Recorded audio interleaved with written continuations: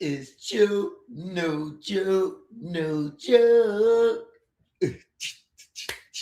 Oh, you know what it is. Keep on hating. You know what it is. Joke, no joke, no joke. Oh, you know what it is. Keep on hating. You know what it is. Chickadee check. Joke, no joke. I'm in the building. You already know my fellow Americans. Salute. All right. First in the building, my girl Ramona. All right. My left girl, my lone Ramona. Ramona. Shout out to Ramona, always supporting me. Shout out my man Paul, always supporting me. Joke, no joke. We in the building. You already know, truth be told, all day, every day, even on the holiday. How many of y'all went and bought that Nike stock? Remember when I was telling y'all how Nike stock was so low because the what was going on and with Iran? Hold on, it's my mom Duke. Hold on one sec.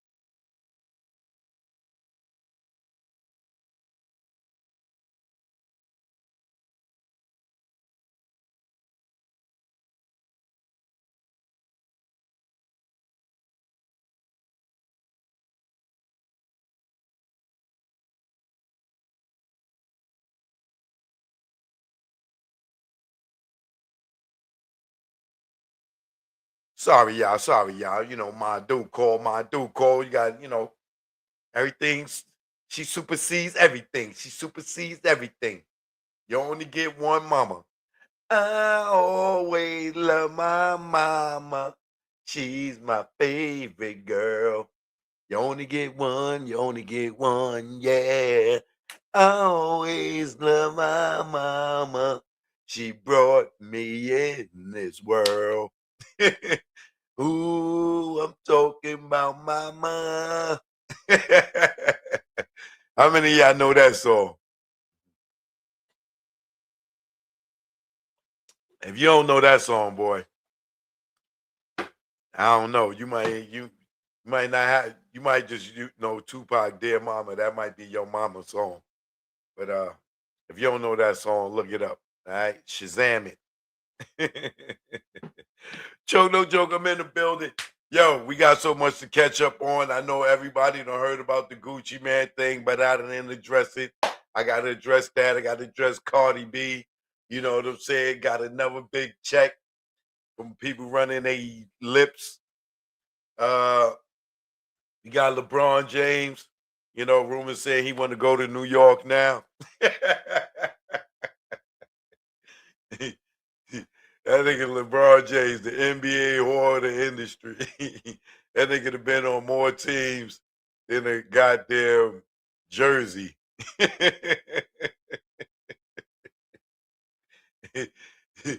Joke, no joke. And we got more to go on with the Keefy D trial. We want to cover that as well. Joke, no joke. Y'all know what it is. But I know y'all heard about this, boy. Damn, boy.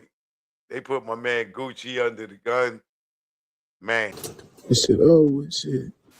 You dropping this done deal. Bro, let them know it's a done deal. Why is it done deal? Let them know you dropping me, I drop you. No, say it. Who should I say drop from 1017? Shout out to real nigga. Ain't never did no police shit or none of that, bro. Tell them what's going on. Bro, we just did that. It's done. What you do? You drop. You said you want to be dropped. You drop. You signed the paper and it's done.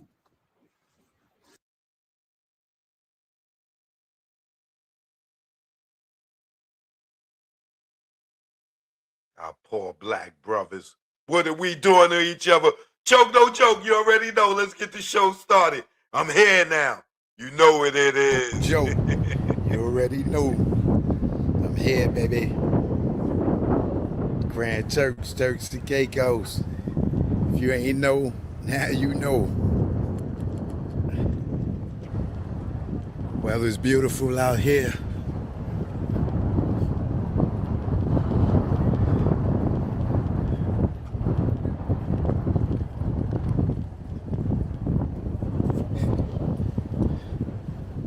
See the brilliant lady right there?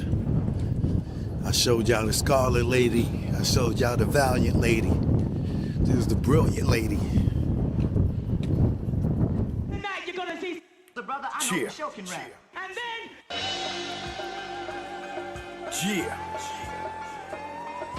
You know what it is. Choke, no joke. Eat a wall. Rest in peace, Fuego. Don't ask me why. We here now. Let's go. Born in the Bronx, raised in Eden Wall. Place where I saw soldiers fall. Let's go. JR, crushed between the war of the elevator, only 12. How would you cope if you were me? Seeing the sight before 13. Probation, cause trespassing on the elevator was a felony. Blaming me, still went to the funeral cause I knew that it wasn't me. Carried the coffin before 13. Crack cocaine, hit the scene. Me a hustler, mom a fiend. I'm mad cause she keep stealing my thing. I'm draped in the jewels her addiction brings. That's the things that make us cry. When your baby mama don't let you see your child, or when your mans leave the VI. We birth, we live, we die. We struggle to survive. Choke, what's your thoughts? Don't ask me why. They hate, they lie. Let's go. They say choke wanna rhyme now. How come? Been rhyming on my 5th album. 3 mixtapes, learn from mistakes. Rhyming on the porch back in 88 with Bo. He had a better flow. Studied on my hustle, didn't care about my flow. Never made it rich, saw the glow. Dude on 250, I strip my pole.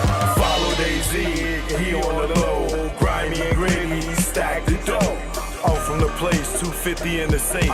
Cops will shoot you after the cuffs were placed. They wonder why I don't respect Jake. Why I could never spit it soft like Drake. Take it how you want it like a Drake cake at 8. You weak in the knees, I jab like Zab, your Harlem shake. It's choke, no joke, and I am great. We birth, we live, we die. We struggle to survive. Choke, what's your thoughts? Don't ask me why. They hate, they lie. Eat a wall, what up? Let's go. Accept defeat like Jay. Sign Nas in my later days. Inspiration like Obama. Like 5th get flicks of your mama. I might be more ruthless when it come to drama. Got higher guns on my shooter. 40 Glock. Wipe out you Douglers. Pull up your pants, can't you see they losing you? How they do that and they so tight. Putting them on, got be abused to you. Top 10 in the game, coming through for you. The lyrical molester abusing you. Sway Shaheem Reed and Tuma. I'm more hip-hop than MTV and Puma. Better get my name on the list as the greatest truth teller. And I never gave a shit like this. Choke, no joke, you know what it is. We live, we die. Struggle to survive. Don't ask me why. They hate, they lie. Yeah, you know what it is. Rest in peace, Grego. Yeah, choke, no joke. Yeah, you know what it is. You know what it is. Yeah, yeah. Already know. Choke, no joke. Learn from mistakes.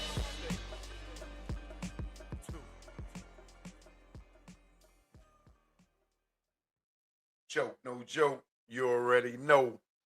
I'm live on my Twitch. You know what I mean?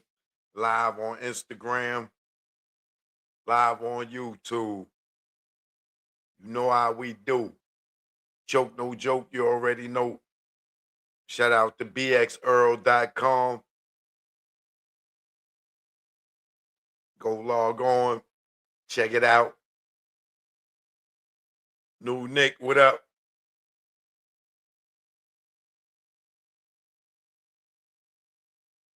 King One Marvelous, what up? King Goldie, what up? There's a lot of kings in here. It's Kings County.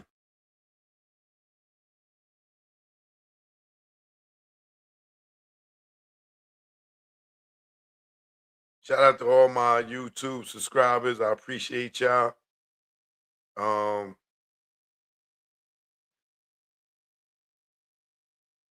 We got a lot to talk about tonight.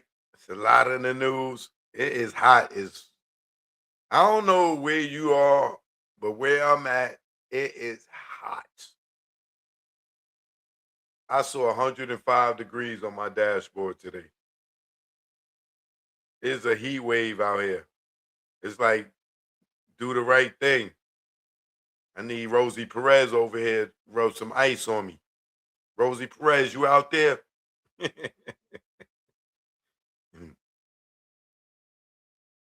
Quinn, good looking.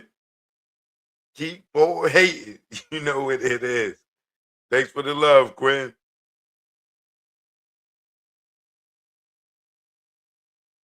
Choke no joke. I'm live on YouTube. I'm live on Instagram. I'm live on Twitch. Tap in. Support a brother. Come hit that subscribe button. It don't cost you nothing. It's just a push of a button. You heard me?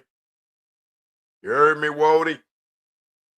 You're going to hear a lot of that this weekend if you're going to Essence. You heard me? You heard me? All right? But, yeah. Joke, no joke, we here. So, as you have seen, because it's been out here for a little while, I guess the prosecution, like they did with Diddy, my man DJ, good looking DJ, thanks for the support. Appreciate you, Donnell, Jiggity Jones. Right?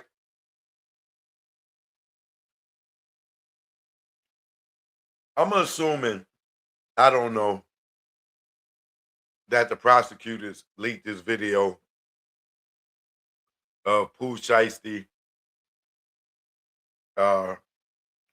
someone, I don't know who this other dude is, and Gucci Man.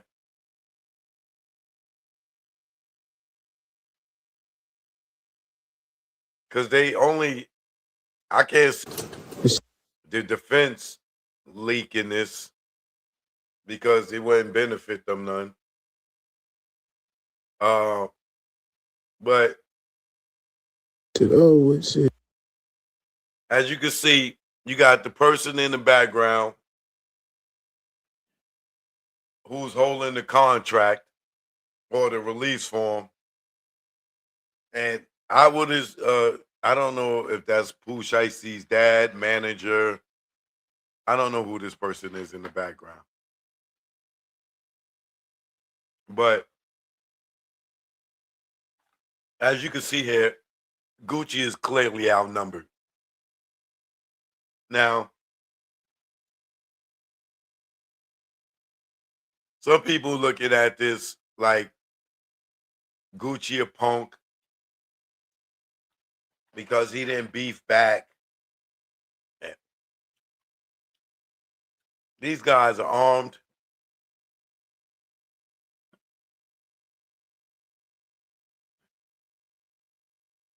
They dressed in black, which means they definitely didn't come to play.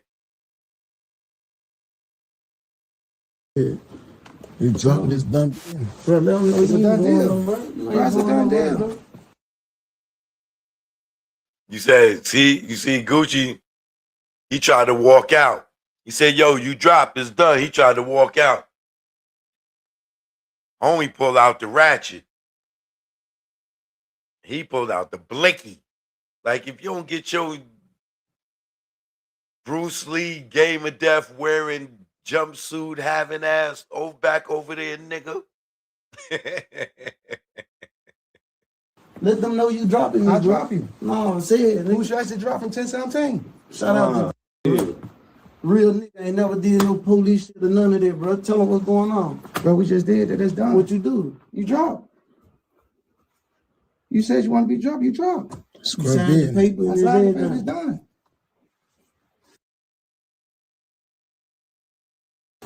This shit over, shit. You dropping this done deal. Bro, let them know it's a done deal. That's a done deal. Let them know you dropping me, I'll drop you. No, say it. Who should I say drop from 1017? Shout out to real nigga. Ain't never did no police shit or none of that, bro. Tell them what's going on. Bro, we just did that. It's done. What you do? You drop. You said you want to be dropped. You drop. You signed the paper and it's done.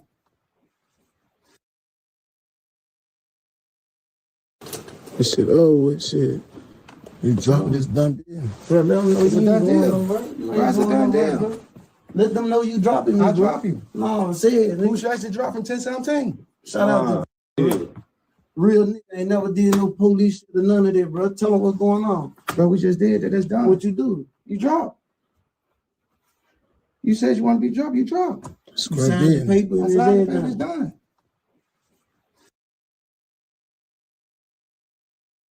This shit over, shit. You dropping this done deal. Bro, let them know it's a done deal.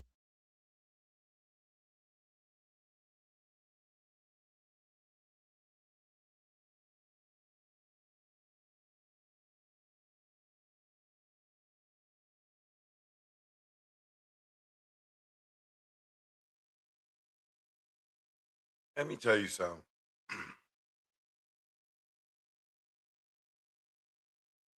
The way this young boy holding that Draco,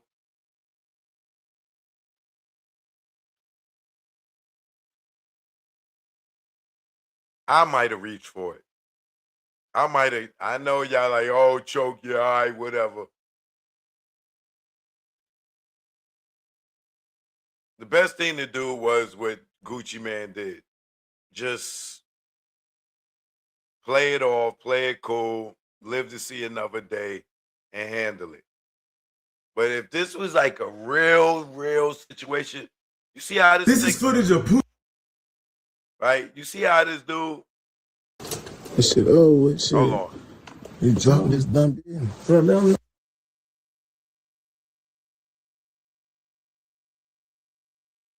It's a done deal. You see this?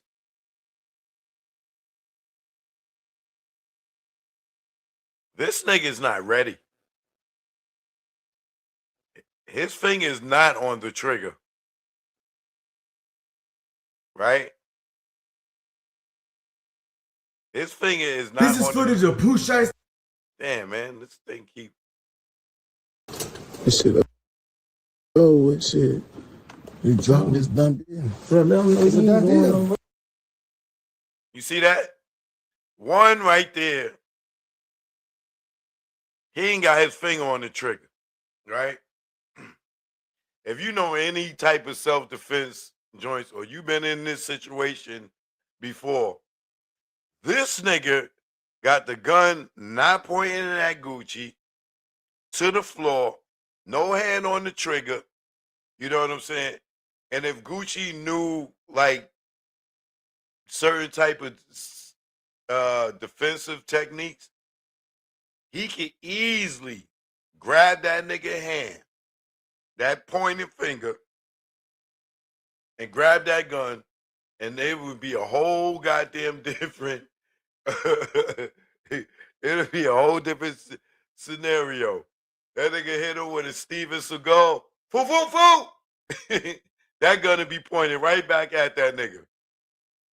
Trust me. And he is not ready to blow.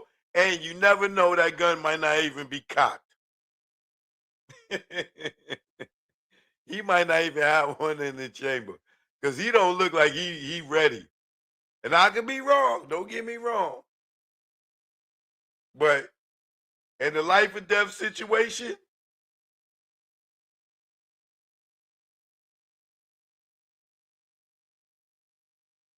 a nigga, I know niggas that took guns from people and started blowing at their asses because they wasn't really paying attention.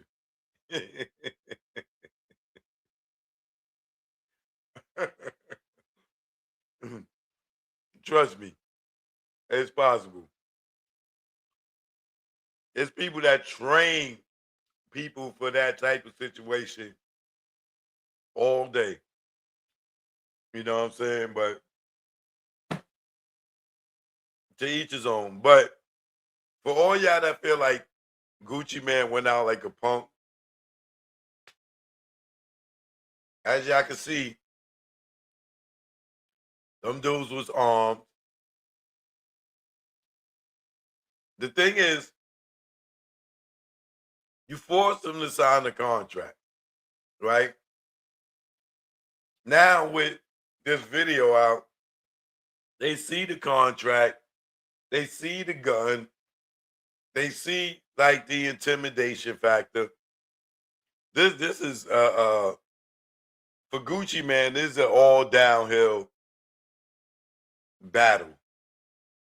Pooh Shiesty, he's even though Pooh Shiesty don't have a gun in his hand.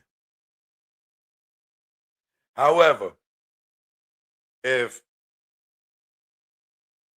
subpoenaed or arrested, the guy that's standing there with the gun in his hand, if they could prove that he's affiliated with Pooh Shiesty, or he's with Pooh Shiesty, or he came with Pooh Shiesty, or he left with Pooh Shiesty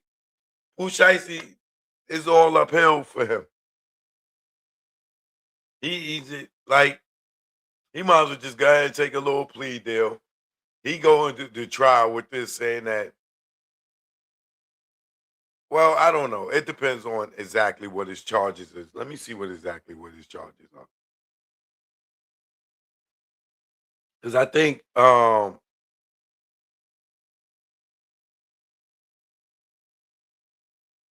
it's kidnapping.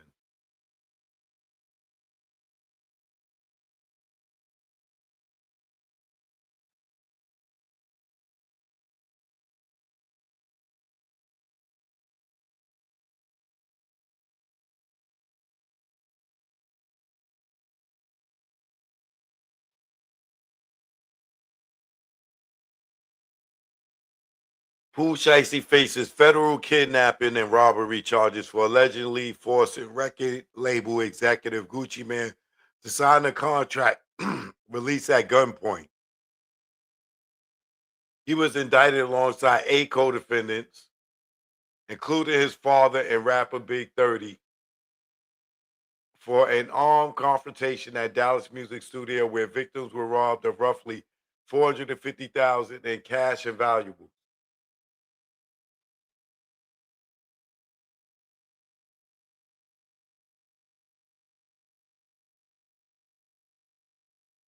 And he got a previous federal firearms conviction. Pooh Shiesty he's cooked.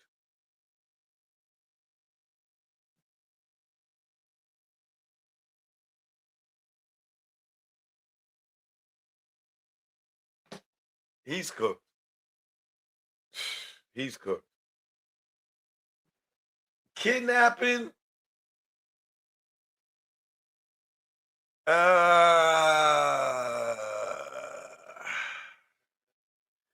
Let's see what's federal. What would be considered federal kidnapping?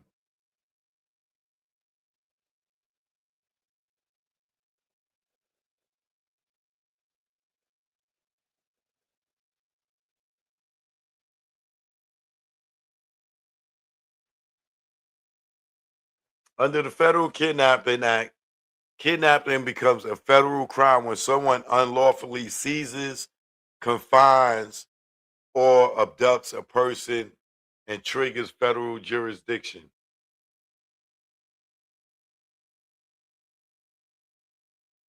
In the state of foreign commerce, the victim is transported across state lines or international borders. federal property. The crime occurs within the special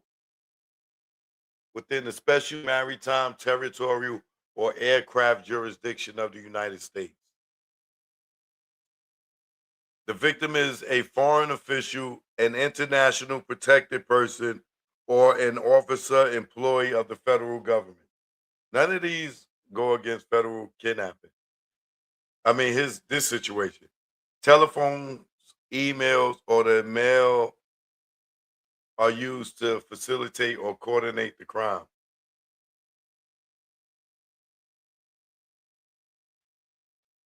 That lightly falls under it. International parental kidnapping. A parent abducts a child under 16 years of age and removes them from the United States in violation of custody. So,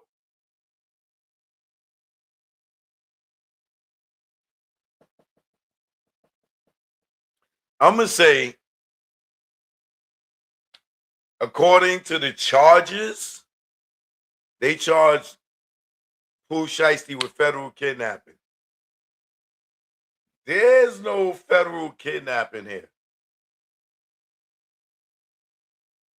They didn't take Gucci across state lines or international borders.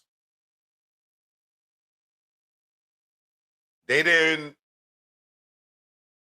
hold him against his will on federal property, a maritime facility, or aircraft jurisdiction of the United States, a military base or national park. They could at least took him to the park and been charged with federal property and made it federal kidnapping. He's going to be kidnapping. In my opinion, if he got a smart enough lawyer. If they charge him with federal kidnapping and robbery, I don't know if federal robbery, but it definitely ain't federal kidnapping. Pooh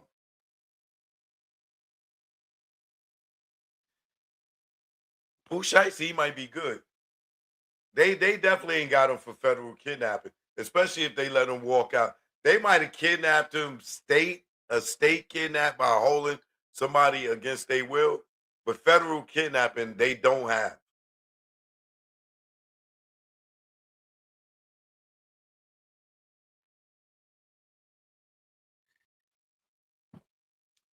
The Pooh Shiesty, he's good on the kidnapping charge.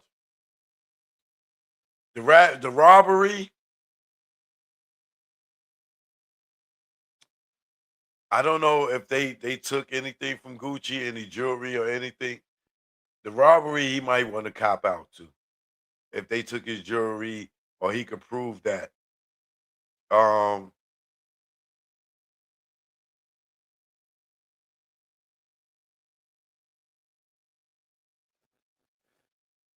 eight co-defendants, if they all got charged with kidnapping, they all, a lot of them gonna walk for the kidnapping. It's not federal kidnapping. It can be kidnapping, but it ain't federal kidnapping. So I really think Pooh Shiesty, he's okay on the kidnapping charge. If he goes to trial, he can beat that. The robbery charges, I don't know about that. And the fact that they got they show him them holding him with a gun, they didn't really tell him he couldn't leave. And we do know that he left. So I don't know, bro. I don't see no federal kidnapping. Right. Outside of that, the robbery, they gonna get him. But I'm gonna move on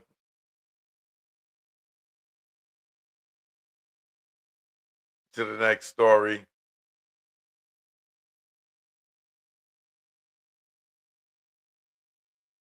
Hello, it's me. Hello, it's me. Hello. It's me. Hello. Cardi. I love me some Cardi.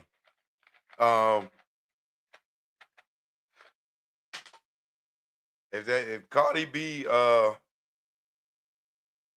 last album, I'm drawing a blank right now the name of it.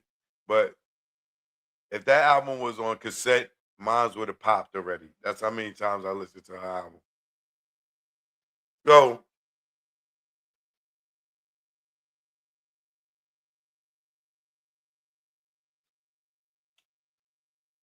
as y'all know, I covered the Cardi B Tasha K trial. If you're new here, you could go back on my channel, look at the playlist for the Cardi B versus Tasha K trial. If you didn't get the chance to see that, and see how Cardi's legal team mopped the floor with Tasha K's legal team in that case. And I went there every day. I was in the court every day. It was a good case. I really enjoyed covering that case because it was I don't want to say it was messy because that wouldn't be a good word to use. It was very interesting and it was filled with drama and entertainment. But on the legal side of it, I learned a lot, especially dealing in this YouTube universe. Gotta be careful with what you say and how you say it.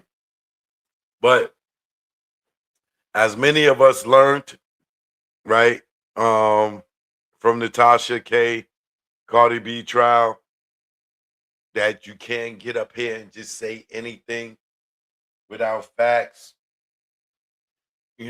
without alleging things and talking in a legal manner. This is why y'all can say, "Oh, Cho, you always saying allegedly. You always saying allegedly." I'll say allegedly until my bottom lip hit the ground if I'm not sure or if I wasn't there, if I don't know if it's a fact.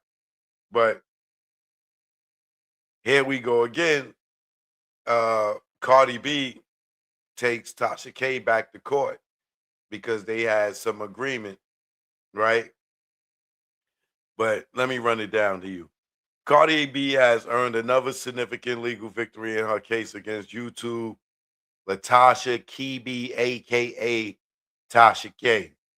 According to an agreement filed on Tuesday, June 30th, the rapper and blogger agreed to avoid the expense, delay, and uncertainty of further litigation over the total sum of Cardi's $4 million defamation win in 2022.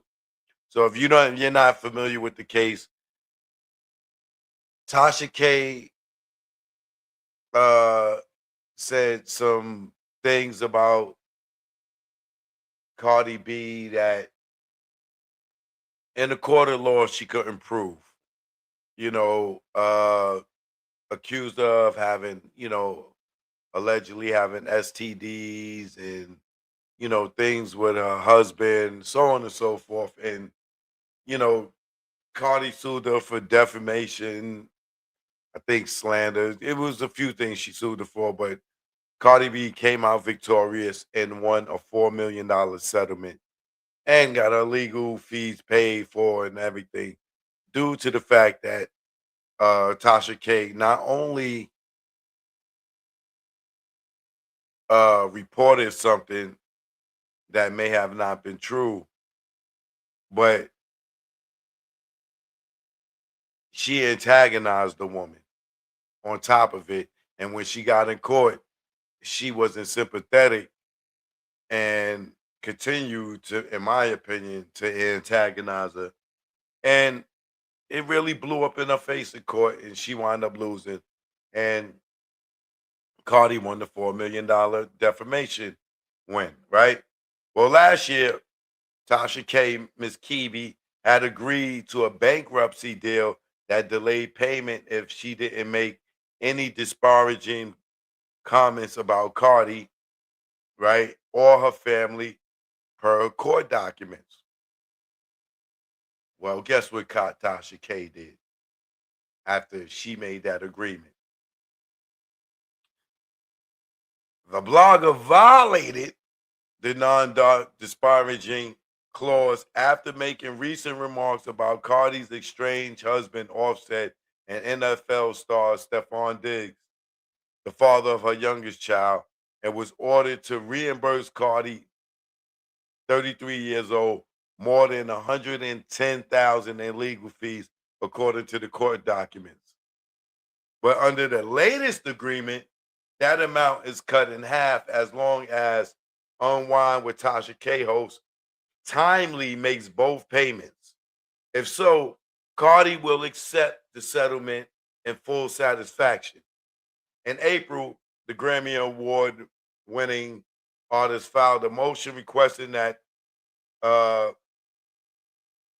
economically painful sanctions be placed on the blogger. Cardi's attorney claimed they've needed to constantly monitor and document Tasha K's social media and have found more than 24 egregious violations on the non-disparagement clause. Cardi's attorney declined to comment, and they have reached out to Tasha K lawyers for a comment. So, if I was Tasha K, instead of paying Cardi B 60 grand for continuing to talk about her, excuse me, why not leave the girl alone? If you go to court for a woman that sued you because you talked all this stuff about her and you lose,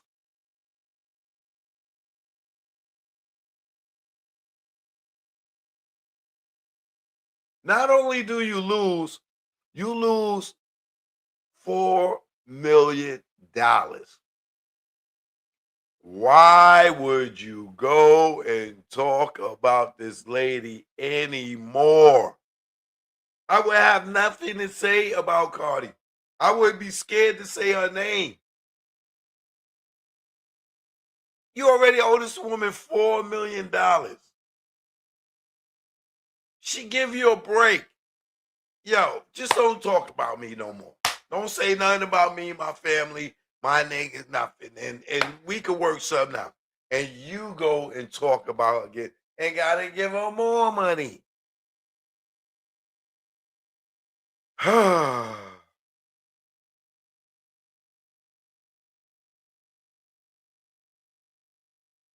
You know the old saying, right?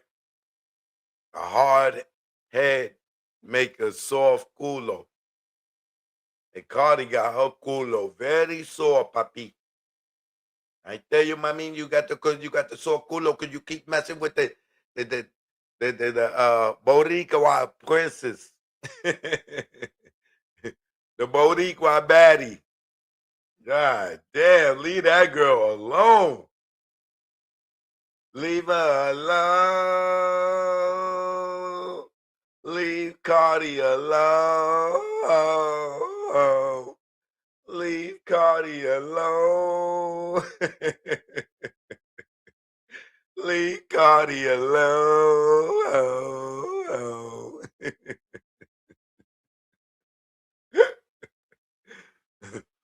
All right. So going over the sports news. Y'all know I don't like this guy because he's a big crybaby, sore loser. LeBron James is now a free agent once again. So, rumor has it he wants to go to the Knicks. Nah, that's not the rumor. I'm just saying that. I'm joking.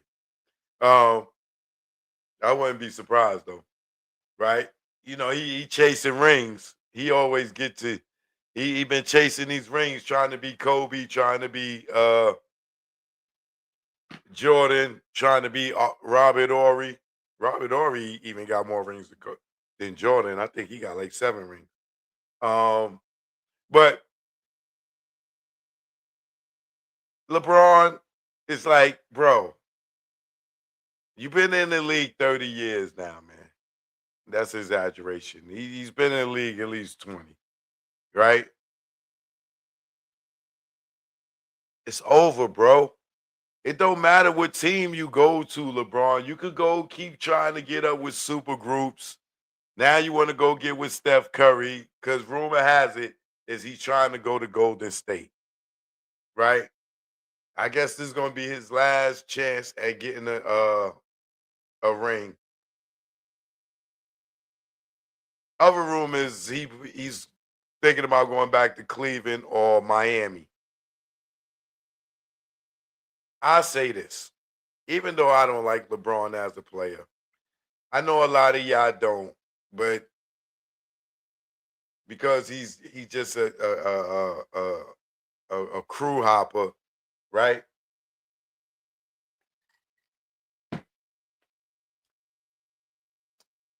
LeBron, if you're listening, brother, because I hear sometimes you do have your ear to the streets. LeBron, if you're listening, brother,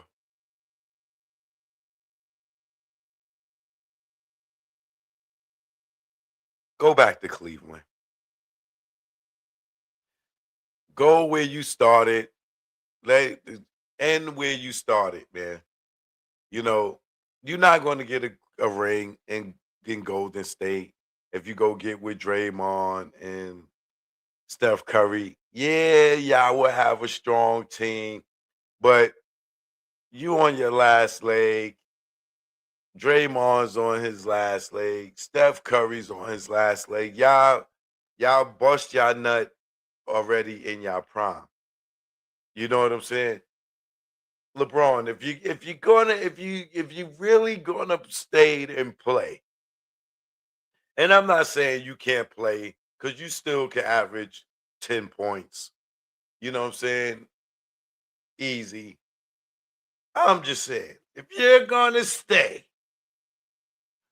go back to Cleveland and retire at home, bro.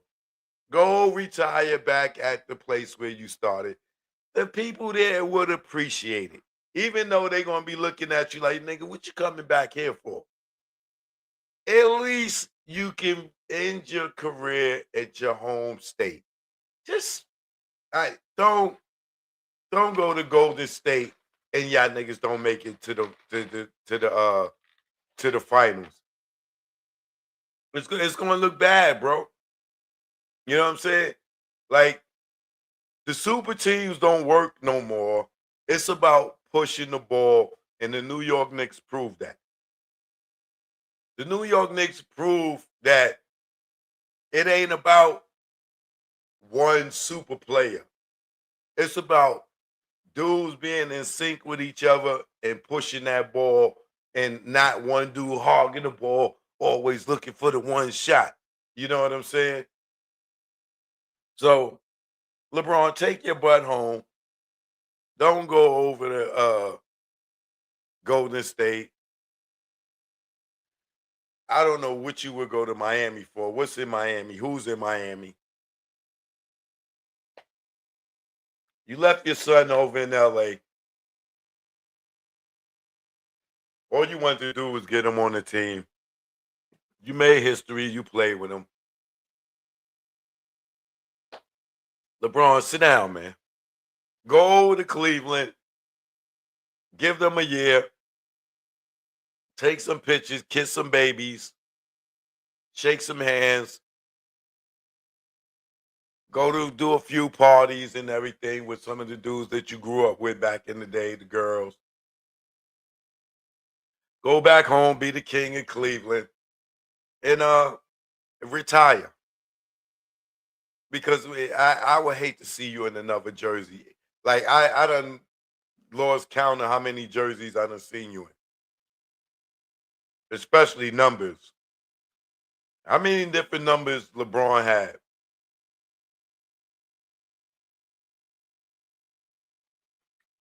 Let me look that up.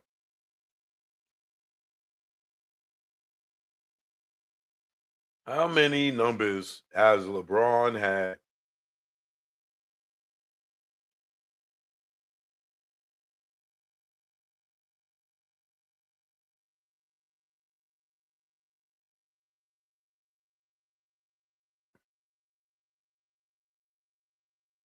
Four different numbers. This dude, LeBron James has officially worn 4 different numbers across his competitive basketball career. Number 23, because he wanted to be Jordan so bad. Number 6, number 9 at the Olympics, and number 32 in high school.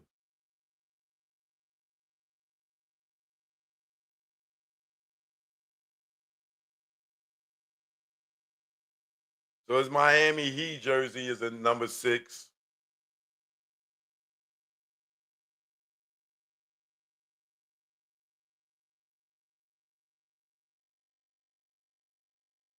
Then he went and picked up Jordan number with the Lakers. And he wore it in his stints with Cleveland.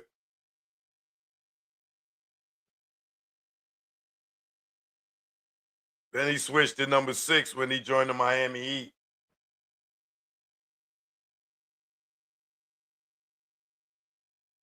Then he wore the 6 when he was on the Lakers. LeBron's confused, bro. That nigga's all over the place. LeBron James. All right. I had enough of Bronny. Wherever he go, it don't matter to me. I don't think he'll ever see another championship again. I could be wrong. But let's get to the feature premiere for tonight, which would be my guy Keefy D once again in court the other day, right?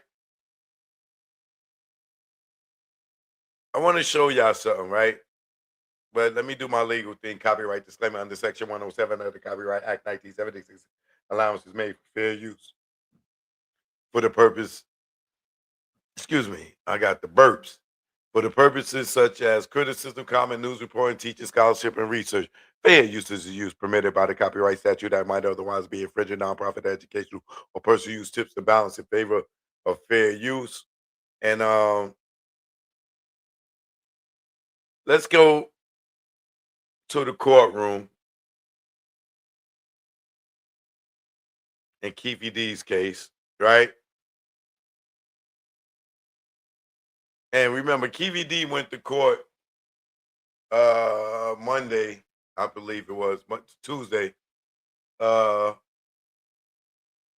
with motions to suppress the jury, to suppress the book, and also his 2008 statement to Greg Caden.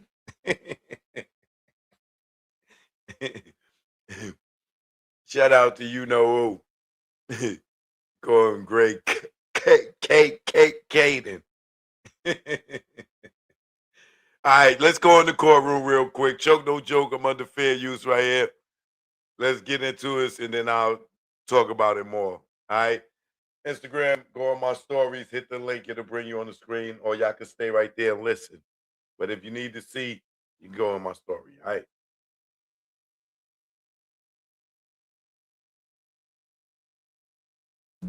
Proffer's a contract between two parties, and Vegas isn't one of the parties. So it's a contract that doesn't necessarily exist with that involvement. However, now we're talking about 2009. How do we get there? So I think the problem is that when you look at it from the viewpoint of, I mean, did Compton and LAPD really hate Las Vegas Metro to the point where they just weren't going to disclose any of this information. That they wouldn't have said, hey, we met with this man. This man is saying that he knew some information about the murder of Tupac Shakur. And as a result, this is what's going on. That somehow they just kept all of that from Metro. I don't know. Because to me, the inaction of what happens next is the problem. 2008, there's no movement by the Clark County District Attorney's Office, which would indicate to me one or two things. Either they didn't know about the proffer, or an alternative, they knew about the proffer and chose not to do anything about it because of what you're seeing now from all these different people that Detective Mogg had interviewed. And that is, it's a proffer, we're going to stay away from it. Now, here's the thing. Say it's the second problem. And the second problem is they weren't notified. 2009 comes along, and what happens? Las Vegas Metro goes and interviews with Mr. Davis. They are no longer in the position where they can say, hey, we didn't know anything about this. They're meeting with Mr. Davis. They sit down with him. He gives his statement. He answers their questions, and they leave. What happens after that in terms of the Clark County District Attorney's Office? Nothing. If there was this discussion or this agreement that, hey, guys, that was your agreement. The proffer was between your parties, between the state of California and the federal government and Compton and LAPD. That would have worked for 2008.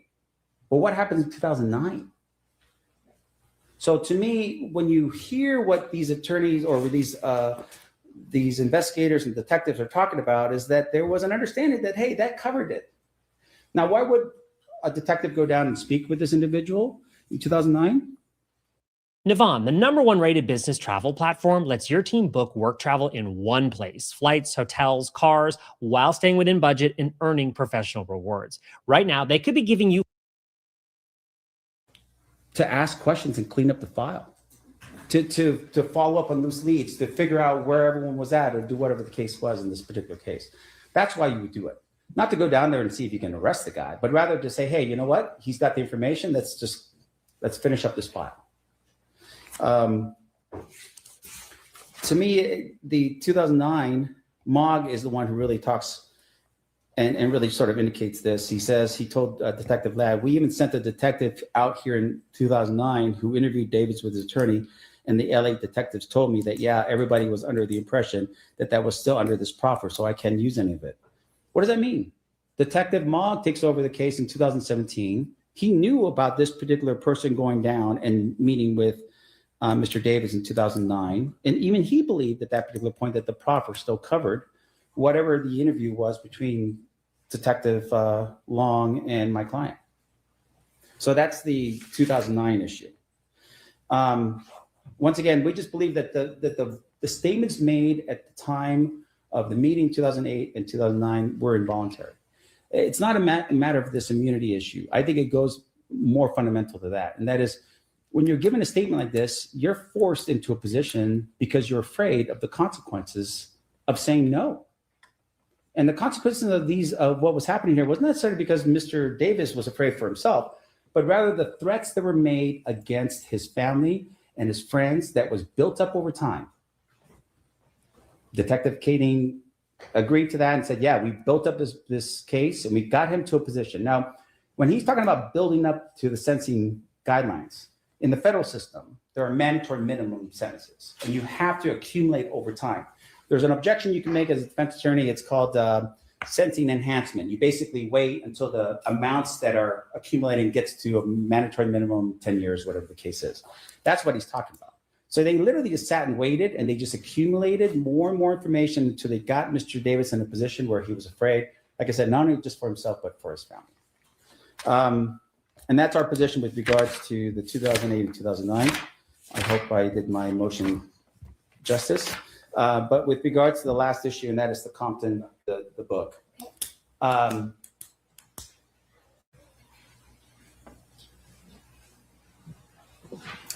What's interesting about the discovery that we received in this case is that we received an interview that Detective Mogg, I guess it's Mr. Mogg now, had done just recently.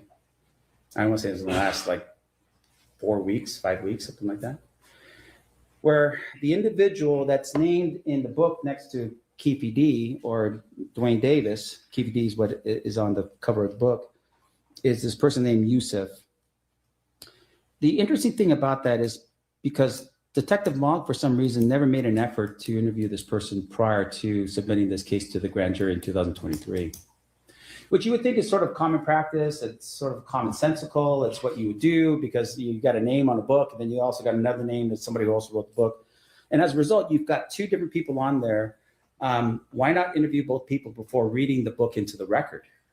Because it's not like he testified and said, this is what I do, and the book was part of it. He read excerpts of the book as if it was the gospel truth into the record on the grand jury. And so our position is that in this particular case is that, look, he finally goes and meets with the other writer, but the writer is not giving him the information that he wants. He's not saying, hey, I just received whatever Mr. Davis sent to me on an email. I just put it in the book. Whenever I did something wrong, he would correct me. It's not that conversation now. What the conversation is about is like, hey, you know what? It's this idea that, hey, in the book, he sort of made it up. And I'm not talking about Mr. Davis. I'm talking about this other person named Yusuf. So to me, Well, I mean, doesn't that disregard every single promotion of that book by your client? Need help scaling your business? You need Upwork. With Upwork, you can find and hire freelance experts in over 120.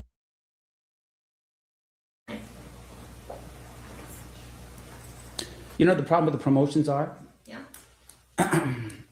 you don't raise your hand to tell the truth, the whole truth, and nothing but the truth when you give your promotion. You don't sit there at, in BET in the middle of this, 6-part documentary and you say, you know what, I'm going to tell the truth today. Now, you do expect to tell the truth. And what people do expect is that when you're questioned by law enforcement, that you are telling the truth when you're being asked questions about some investigation, right? There's an inference there that you are going to tell the truth there. But to a documentary and a promotion of a book, to me, the problem with the analysis is on some levels that we're putting way too much credence and value and weight on statements that are made for entertainment purposes only. Not a confession to a priest, not a confession to a police officer, but rather to promote a book, to sell a product. And that's where we're at with it. I think you used a really interesting word when you said the weight to give this, right? I mean, I don't know that there's necessarily a legal basis to keep this out, to keep the book out entirely, or admissibility. I think all of your arguments that you've argued about, Mr. Utah, and how this book was written and how it's composed, maybe go to weight. What weight the jury should assign it as opposed to a legal admissibility issue. Yes, Sean. Okay. And I think ultimately, just with regards to the motion, we do label out other parts of it, and just to get to the point at the end, once again, I think we have a huge problem here if we're going to say, look, his words in 2008, 2009, even based upon what these other detectives were saying that were present, people who understood what was going on during that time period, this was a proffer, all those things, I think on some level, all of a sudden now the state wants to say, well, we weren't party to that, but you were party in 2009. And on top of it too, it's law enforcement. I don't understand how that wouldn't be a thing with regard to each state honoring the efforts of other law enforcement with regard to their investigation, even if it's about the same thing. Maybe that's another issue that will go up on appeal, and that would be a different issue that would be decided with regards to new case law. I don't know. I just know at the end of the day, what we have here is we have an individual that gave an involuntary confession, who gave an involuntary statement because he was threatened. It's clear from the record, it's clear from the interviews with these previous detectives that was the issue, especially from Detective Katie, and as a result, we will be asking the court to suppress the 2008 and 2009 interviews and the book. Okay. Turning to the state.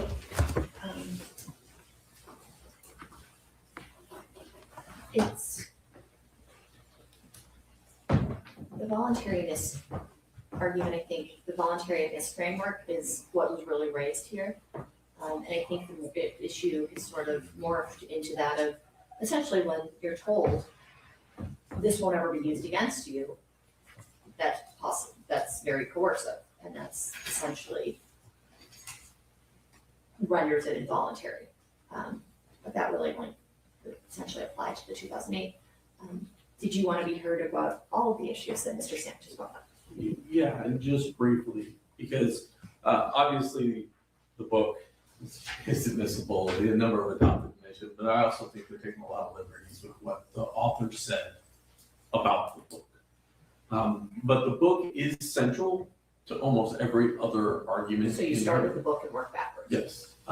If you notice, and I don't know if the court's read the entire book, we've given I read these segments of it before. And maybe we should supply the court an entire copy of the book, because you'll have a better understanding of all of the facts that are discussed within that book and how the trial will proceed and questions. We were actually going to file a motion in limine on what portions of the book the court is going to admit or not admit, although it becomes really interesting when a defendant is going to disclaim authorship of the book. We should be able to establish every fact he says in there, but there are some very prejudicial things that he says within there that are true, but maybe more prejudicial than appropriate. But that being said, this issue is right now authentication, I guess, is the really what they're arguing. And obviously, as the court notes, he adopted it by admission, whether he wrote it or not. So to me, the 2009 aspect, or sorry, the 2018 book, 19 book, really isn't in dispute here. The court's already sort of assessed the 2009 one, and I know that Mr. Sam said, well, what did the DAs know or not know back in 2009, and that should somehow be held against us. But the court, in the motion for immunity. Do you spend all day in meetings, back to back to back to back to back? Find it hard to focus and actually get stuff done? Try Granola, the AI. Reviewed, I didn't put Dan Long's affidavit, but also I did put Detective Long's affidavit in here. In 2009, nobody from Las Vegas could understand the circumstances of that situation. And look, I don't know if you need me to address police officers aren't lawyers, but clearly police officers aren't lawyers, but might there have been a reason for Detective Mogg to have investigated this case without ever reviewing the 2009 case statement? The grand jury presentment being done without the 2009 statement, because at the time, we still didn't know what the circumstances were, and ultimately, we now do know what the circumstances are. And the only thing that matters is what Mr. Davis understood when he was in that room. And the only person who knows.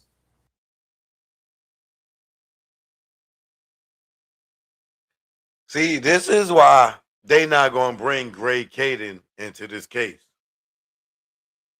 Because they know that whole proffer deal is going to ruin this case, because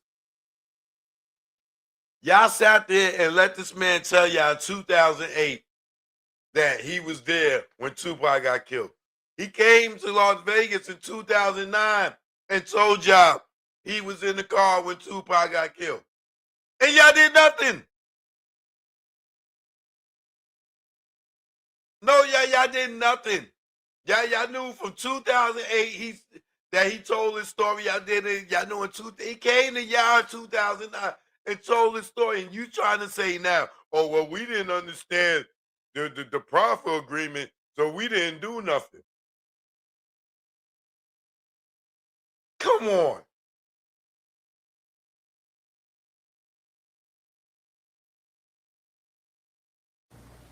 The situation in that room as to exactly the legal consequences of his conversation is the guy who negotiated the agreement with the federal government in 2008, Wayne Higgins. And if you read the transcript, you will see that Mr. Davis makes no inculpatory admission sufficient to charge him with a conspiracy in the crime. And when Detective Long begins to ask him questions about that, Mr. Davis asks to have a meeting. And I know Mr. Sam said, I don't know why they were still recording, but there's still a cop in the room while that conversation is going on. So it's not a privileged communication. And what the lawyer tells him is, hey, you got to be a little fuzzy on some of these facts, because that guy out there wants to put a case on you. He can arrest you for murder. So you can't be telling him specifics. And Detective Dupree says, but you can't lie because that'll vitiate your agreement with the federal government. So clearly, somebody's in there telling KVD, yo, you got to be a little fuzzy about the fact, like you got to help us make up this story about this Tupac shooting. You can't say this, you can't say that. You need to just say what we tell you to say. This goes to show that KVD probably wasn't really there. Like he's being coached into this, and then why only got a certain part of the session, the profit session, recorded, and not the whole thing.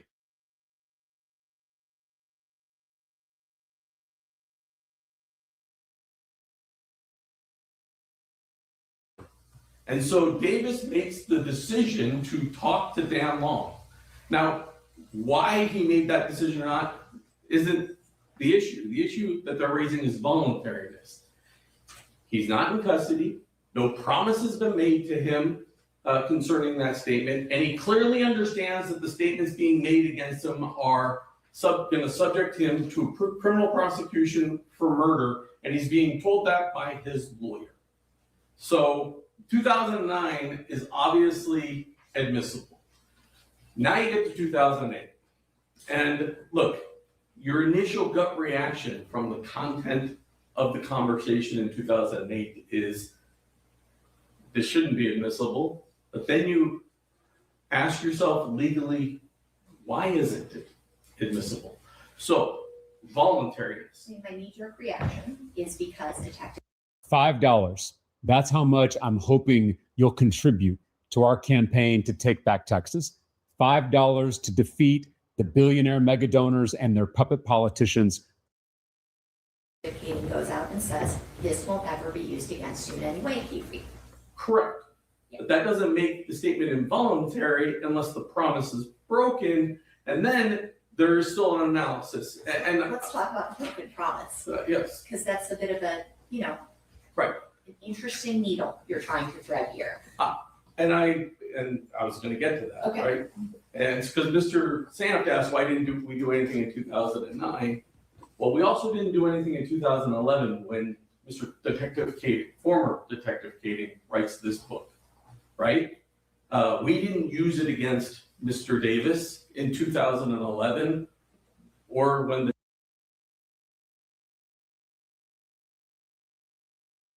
Yo, do you hear what they saying?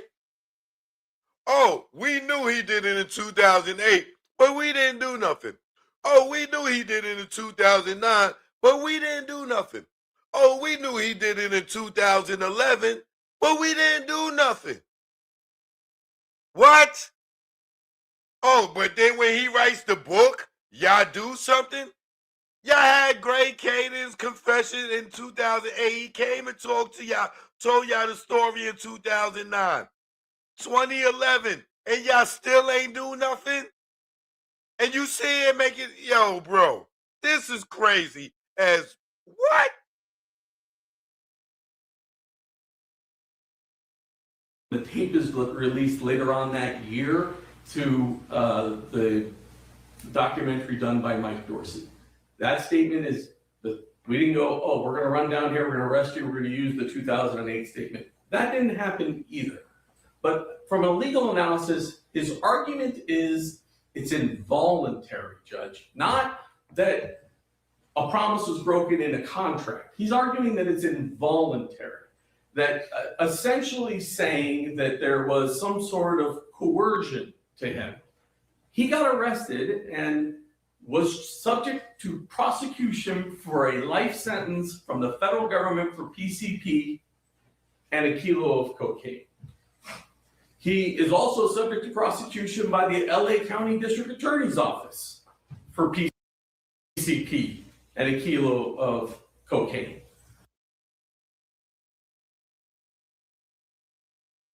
So explain to me this, right? KVD gets caught with a kilo of PCP and a kilo of cocaine. And they saying they got him on the murder. And this nigga walks out and never gets prosecuted for the drugs or the murder by the state or by the feds.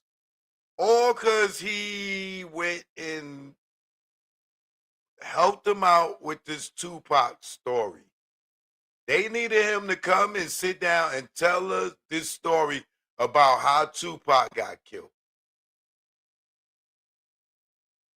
And with him coming to sit down and give him this story about how Tupac got killed, that he allegedly supposed to have been there and did it, they let him walk for a kilo of PCP, a kilo of cocaine, which was a life sentence. They let him go because he told them a story about being there when Tupac got killed.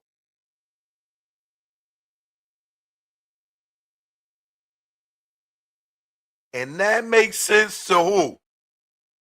And you say he's not a patsy? What that they had him dead to right with a life sentence of PCP and cocaine. But they let him go because he told them he killed Tupac.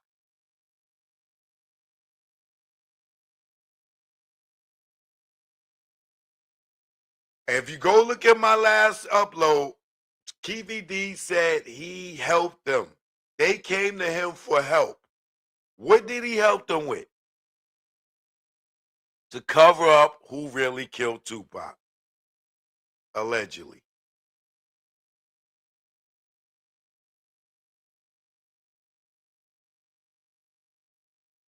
And he's a third strike in California, so he's looking at a life sentence. And as he explains in his book, as you've read, he has to make a decision as to whether or not I want to talk to these guys or I want to fight the charges, and I knew they had me on the charges. So he explains in his book the voluntariness of his decision to have this conversation. And at the time, the police actually think he's responsible for the Christopher Wallace murder. They are not there to interview him about Tupac. It's during that first meeting that he tells them, hey, I know something about Tupac. And then there is the second meeting that there is a recording of from December of 2018. That may be covered by some agreement between the federal government, the LAPD, and Mr. Davis, to which he can, by contract law, hold them liable for it. The fact that Greg Kading, and that's why I say as a private citizen, later on released it to the public, is something that agreed to everybody who does this for a living, is something that just is it seems unfair to utilize it against them. Would you agree? And I think everybody in 2011 felt that way as well. But now you have to look at what the factual scenario is now. Now you can generate video into script, create and use generative media directly in your edit with no fuss or clunky workflows, all in one place. Need B-roll? Done. Social clips? Easy. Imagine, if you will, that a defendant goes into a police station and he gives a statement to the police that gets suppressed, that's highly detailed about his involvement in a murder. And the court suppresses it. And the defendant walks outside the door and says, everything I said to the police is absolutely true, but because the police screwed up, the statement is suppressed against me. Wouldn't we be able to charge him with everything he told the police was true, and then use the statement to establish the context of everything I told the police was true? 100% we would. And so in 2019, when the defendant decides himself to write a book where he describes a factual scenario all the way through conversations he had with his lawyer, all the way through the decision making that went on in his mind, all the way through the fact that he gave a truthful statement, And then all the way through the fact that he is so mad at Greg Kading for doing him dirty and by releasing it and demanding consequences for him. At that point, when he says, I told them the truth, it's the same as the defendant who walked outside the door with an inadmissible statement. Whether or not it's admissible in 2011 is irrelevant to your analysis. He adopts it in 2019 in a book. He himself adopts it. Yeah, we put some waiver arguments in there and everything else, and their position on the book is it's fiction. So we should be entitled to establish what he said in that book is true. He did wind up meeting with his lawyer. The cops did go to his garage and explain to him, hey, we've got you on all these. Your brother Kevin, we got him on it. The other person that they mentioned that he got, everything he says in that book is 100% true. And then he does go down to his lawyer's office, and the court can't possibly find that a proffer situation is inherently involuntary. You'll be saying every proffer is inherently involuntary. What you're saying is that there was not a promise followed, but we're not relying upon Greg Kading's releasing of this information in any way, shape, or form.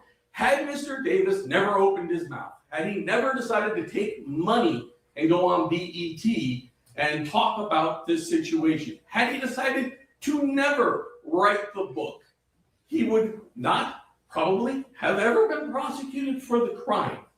But once he decides to write that book in 2019 and describe this situation, we are entitled to prove up what he's saying is true, including what he says about the facts, the liquid money.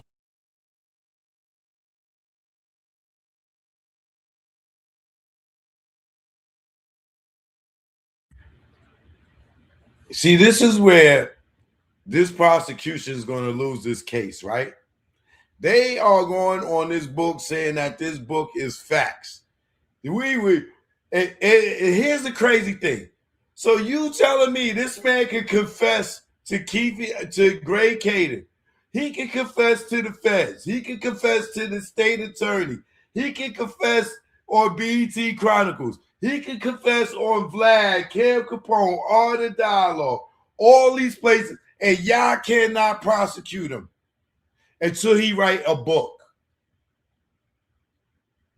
So the book is what made it everything real, because he repeated in the book what was said in these documentaries and this, that, and the third.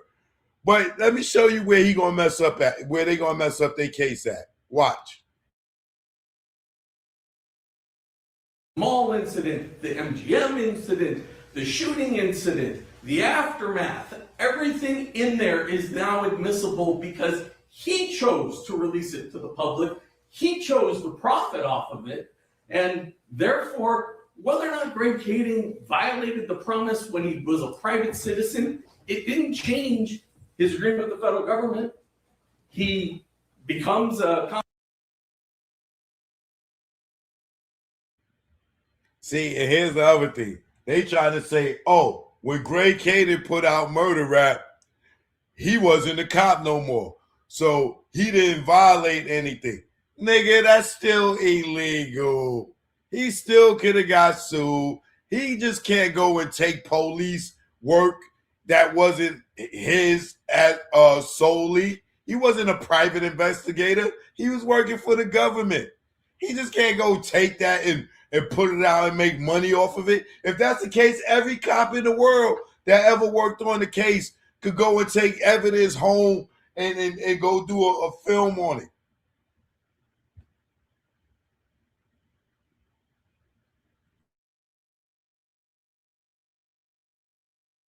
Confidential informant in March of 2009. He does these trips.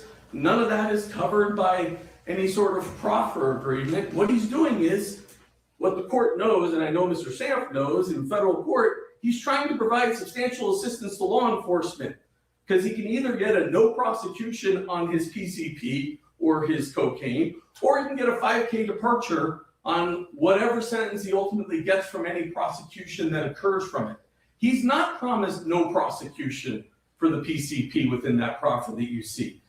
Tim Seawright says, I only gave him a proffer letter for one occasion. We're willing to accept that multiple proffers are acceptable. But at the end of the day, nothing about what Greg Kading did retroactively makes this an involuntary statement. How do you intend to use the 2001 proffer? I intend to establish the factual scenarios that he provides in his book. And what he says is, you know, my lawyer told me not to lie, so I didn't lie. And I told them the whole truth about Tupac. I had nothing to do with Biggie. And then I planned to actually play the recording of him saying exactly what happened, which is consistent with 2009, and then consistent with there's been no motion to exclude the fact of a proffer, nor the fact that he becomes a confidential informant, he flies to New York, he meets with Zip, which corroborates the fact that he knows Zip. There's a conversation where he tries to set Zip up on a drug deal. All of that, none of that's covered by the proffer in any way. The sole issue for the court is somehow Detective Kading in 2011, when he's a private citizen and decides to make money off something that was a confidential document of the task force, is released. But that fact is irrelevant to the analysis of the court on admissibility, particularly since in 2019, the defendant describes the entire situation himself, and he does to a certain extent in 2017 on those recordings with BET. Who's to say he's just not repeating what Greg Kading had in his report? You can't say that he's saying this factually when Greg Kading project came out afterwards. And this is why he say, yo, get the book from me. Don't get it from no fake ass cop or no dirty ass law enforcement, this, that, and other. Get it from me, because Greg Kading already told the story, and he could be allegedly just repeating what Greg Kading put out there. You know what I'm saying? That's how I would look at it as a defense.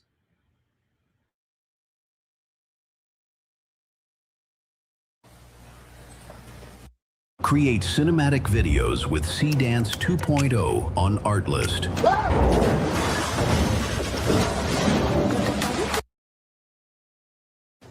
Okay. Mr. Stamps, anything further? Yes, Your Honor. Just a couple of things just in response. I think the court's first initial impression upon reading and seeing the evidence that's been presented to the court is right. It does shock the conscience on some level when you have openly a discussion with a detective who says, yeah, we promised them we were going to prosecute them. And all of a sudden here we are now arguing and saying either we're not privy to that, we're not party to that, or in the alternative that my client sort of waived some type of protection, which doesn't make any sense to me either. I think it shocks the conscience. It's one of those things where you look back and take a step back and go, what? Like, you promised a man this and then you turn around and do this later. The other part of it too is, once again, going back to this idea of voluntary confessions under Arizona v. Fulminante. It's extreme caution. There's a danger here that if we do something like this, give this information to the jury, that they will turn around and say, well, it's we just have his confession. He has lawyers sitting next to him.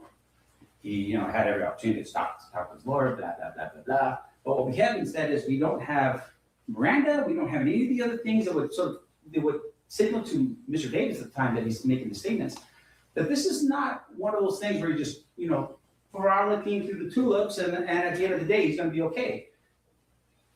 We are now in a position where we're saying, like, we want the confession to come in.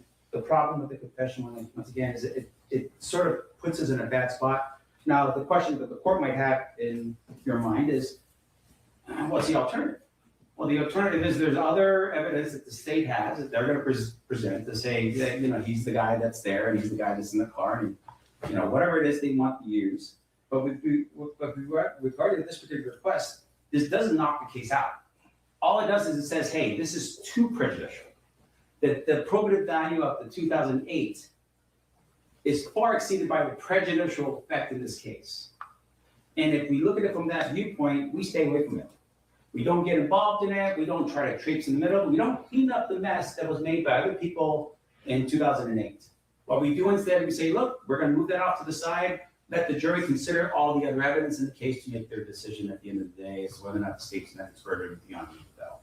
And so as a result, like I said, I think we have to have extreme caution with regards to the statements that were made in 2008.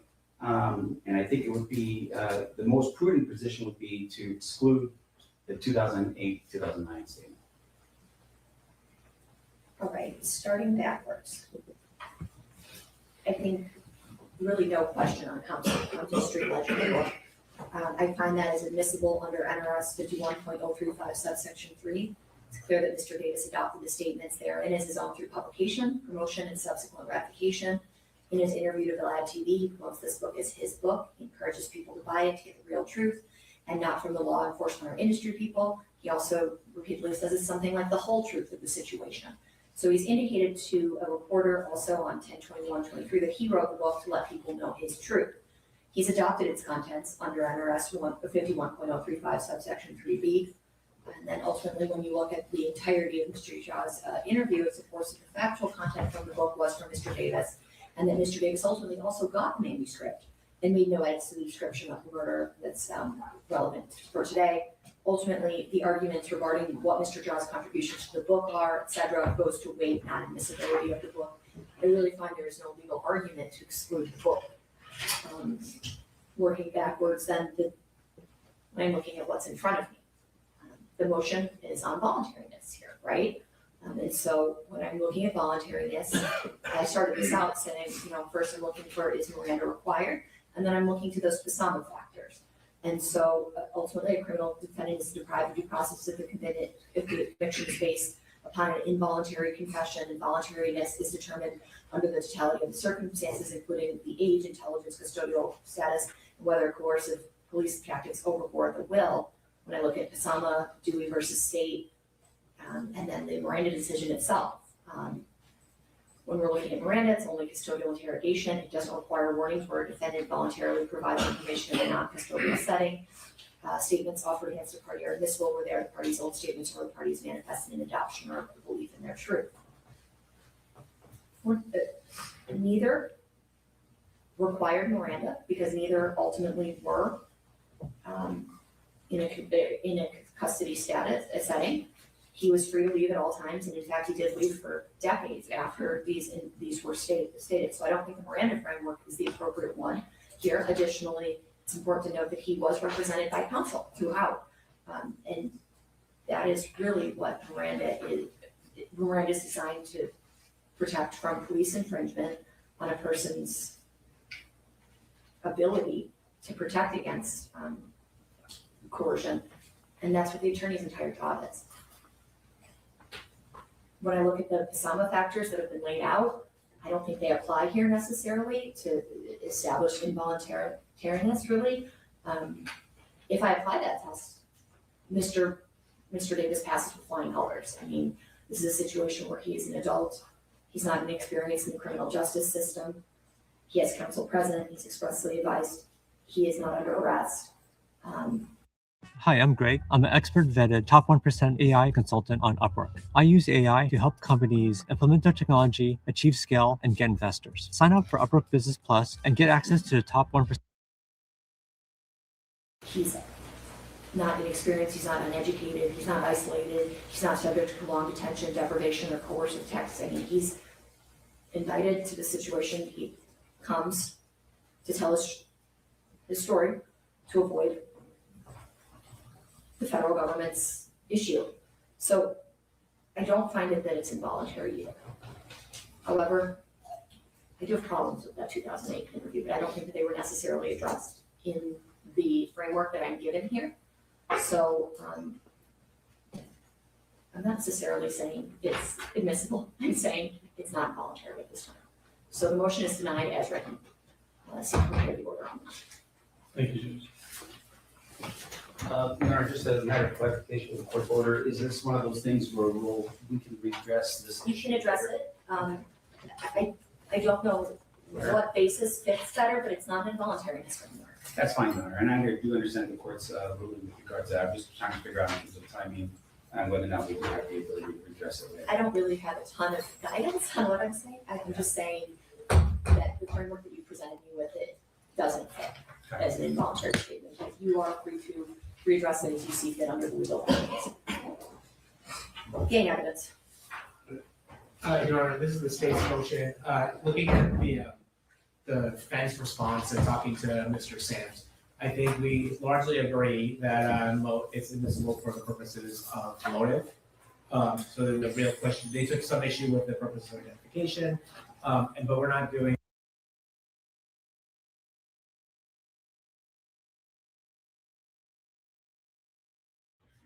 So like I told y'all the other day, the book is admissible. They could put the book in the evidence. They could go through the book with the jury, this, that, other. The 2008 Greg Caden proffer session is in the garbage, right?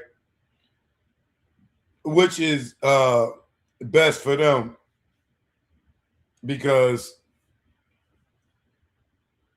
for me, I feel like Keefe D was coached a lot in that interview or that proffer session, whatever you want to call it.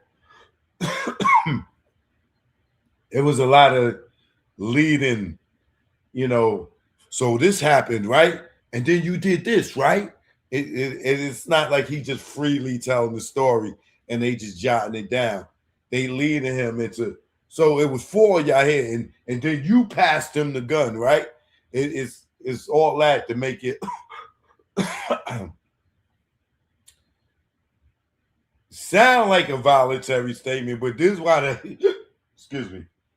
This is why his lawyer says involuntary, but it borderline is, but it's kind of hard to say it is when, Keefe D is collaborating, I'm going to say, with the goddamn Greg Caden and them on the story. You know what I'm saying? But you could definitely tell that, like he said, they told him the story, they showed him the board, and then they gave him 2 months to come pop up at the office after they done put it in his head what they wanted to talk about and what it was and the situation was. But like I said, man, I don't think that the prosecution has a slam dunk case. And if they going off the book and they saying the book is facts, I could show them the defense at least 3 things that they could pull from that book that's a lie. One, Keefe D said that he saw Suge and them at the MGM on that Friday. Suge and them didn't go to Vegas until Saturday. Second, if I was the defense, I would subpoena Big Meech. They said Big Meech from BMF was in the van with them when they went to go do the shooting, right? Justin, what up? Appreciate it. All right. Justin P in the building.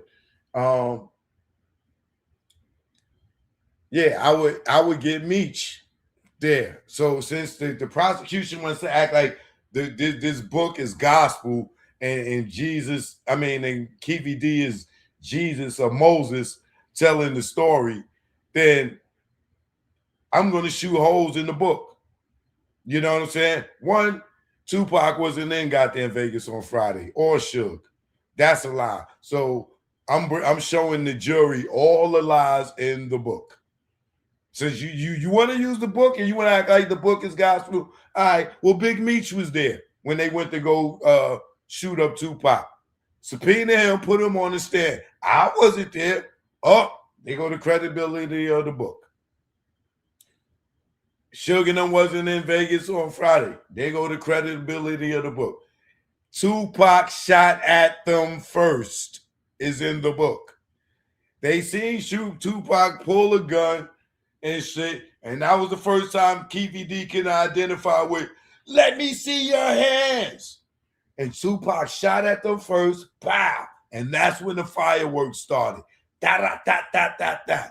So let them see, pull up, bring up the people that did the crime scene and the investigation. Show that Tupac didn't have no GSR in his hands in the car, in the ambulance at the hospital. When Chris Conley pulled him out the car, he didn't have no gun. When he got in the ambulance, he ain't have no gun. When he got to the hospital, he ain't have no gun. Y'all want to use the book as gospel? Okay, cool. Got you. And it's plenty of other lies in that book. You know what I'm saying? But if they think that the book is gospel, then KVD can't be lying because he wrote the book. KVD never even read that book, and you could tell. But we'll see what happens. But joke no joke, y'all know what it is. Make sure y'all get that Tunnel documentary. It's out right now. All right. It's called The Hip Hop Nucleus on Tubi. Make sure y'all go check that out. And I'm here, man. I'll be back tomorrow. You know what it is. Hit that subscribe button. No joke. Yeah. It's joke no joke. Make sure y'all hit that subscribe button. Choke no joke. I'm here, man. I love y'all. Thanks for the support. Kiss the babies. Good night. Let's go.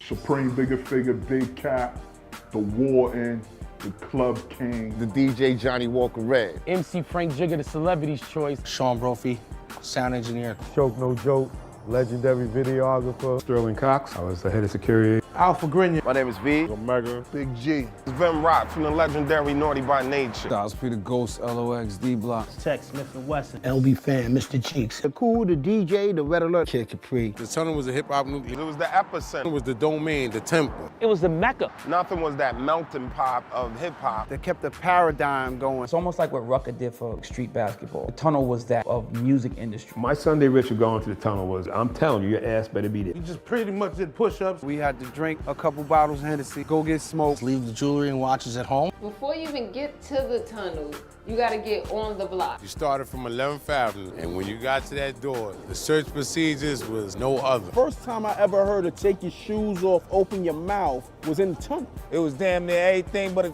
full cavity search. Security at the tunnel was no joke. The beatdowns did happen. Some of them, you had that chain out, that shit was leaving with one of them niggas. We had a handful of cats. When we were taking you out, they were digging in your pockets. The code check at the tunnel was crazy because you didn't know if you was gonna get your shit back. Sometimes the bloops happen where you might not get your coat. A lot of boys wanted to get their girls some fur coats, you know, so I mean, it was free.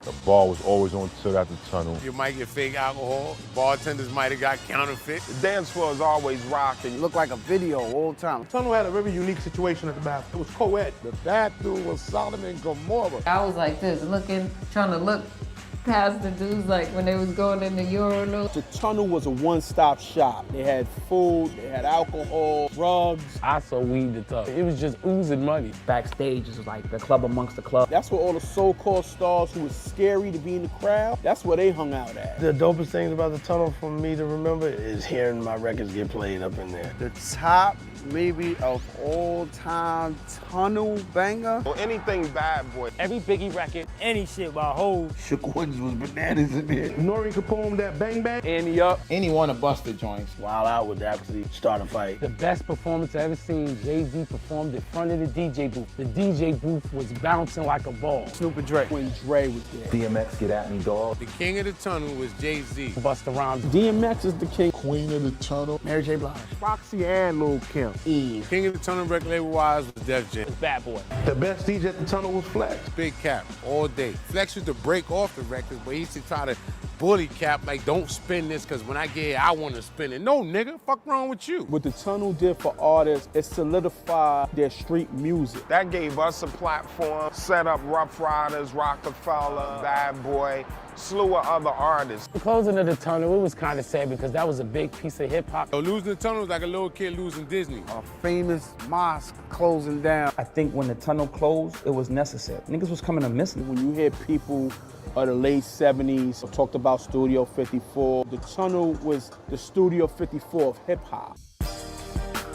Tunnel documentary out right now. Go get it.